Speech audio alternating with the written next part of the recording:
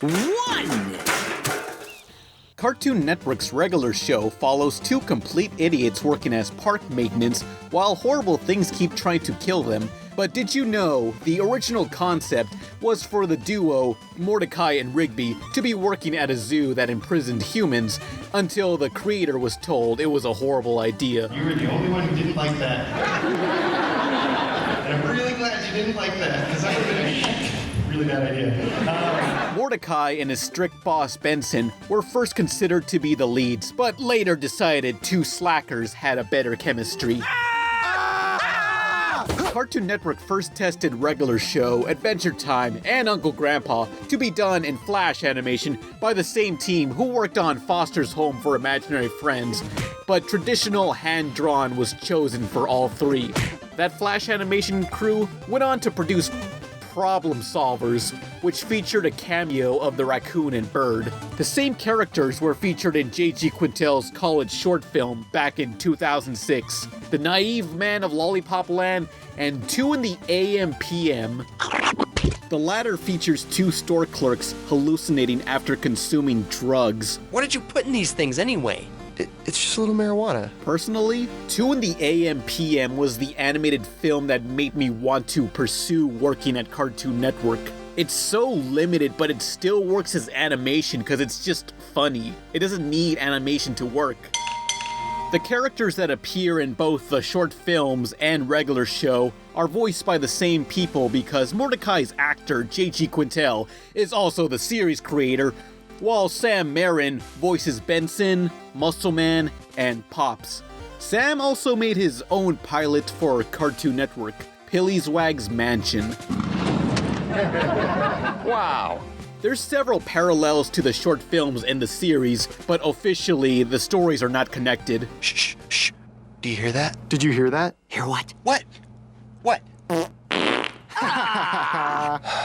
As a Comic-Con exclusive, the idea to have a season put on Laserdisc was planned, which I would have so wanted, but no factory still presses that video format. An optical laser scanner. If you're unaware, Laserdisc during the 80s and 90s was like a DVD disc the size of a pizza. It did not last. Want to watch a film? Put the disc in for 1 hour, then stop the movie and flip the disc to see the second hour. Ah, Magnavision. Other rejected promotional ideas was to buy the space on a bus stop poster, leave the entire thing blank except for a tiny image of regular show in the center. I tried to get them to put it on bus stops, but they're like, that would be the biggest waste of money. Much of the crew working on regular show never had TV animation experience. Writers and storyboard artists like Toby Jones or Minty Lewis, who was also the voice of Ellen, got picked up based on their indie comics. If you got the internet or go to conventions, there's your chance to show off you can tell a story through comics. You never know who's gonna read it. The episode Tower of Power premiered with the colors and contrast drastically off. No reason was ever given as to what happened.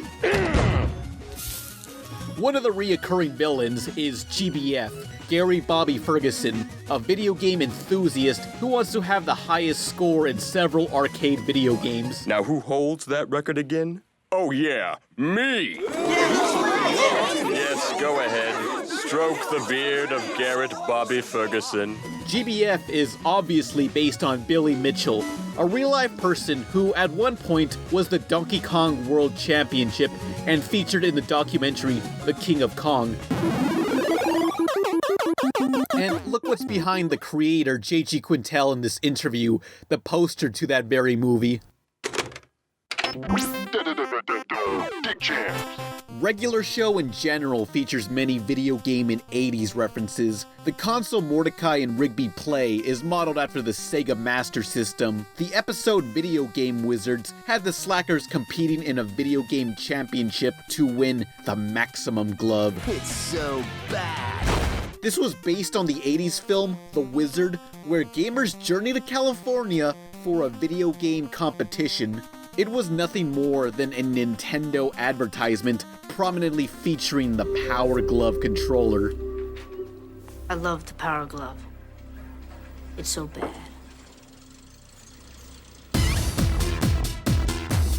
To bring life to a party, Mordecai and Rigby call up an entertainer named Party Pete, who is modeled after Swedish musician Gunther. Oh, you touch my tra-la-la. The cartoon Adventure Time, which premiered just months prior, features a character named Party Pat.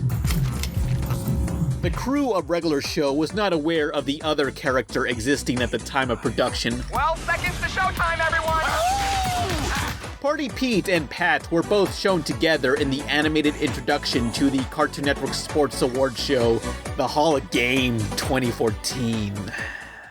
Ugh. Pretty cool, huh? The technology expert the park employees call up for help, Tecmo, is named after the video game company Tecmo, known for Ninja Gaiden. Tecmo is voiced by Steve Bloom, who also voiced Spike Spiegel of the English translation to Cowboy Beep Boop.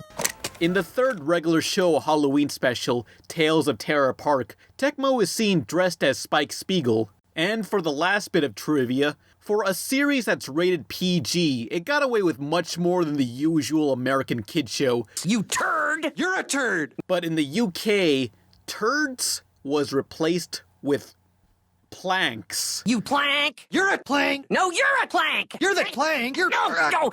It's slang over there, I think. No! Mordecai, Rigby, stop! We can all be planks! For 3 kids on the run, He's headed for the video championships. it's more than a game. You can do it! It's the chance of a lifetime. Fred Savage in The Wizard. Rated PG, parental guidance suggested. Now playing at theaters everywhere. Also, Steven Spielberg and Robert Zemeckis bring you back to the adventure. Back to the magic. Back to the Future Part 2. Michael J. Fox, Christopher Lloyd. Back to the Future Part 2. Rated PG, parental guidance suggested. Now playing at theaters everywhere.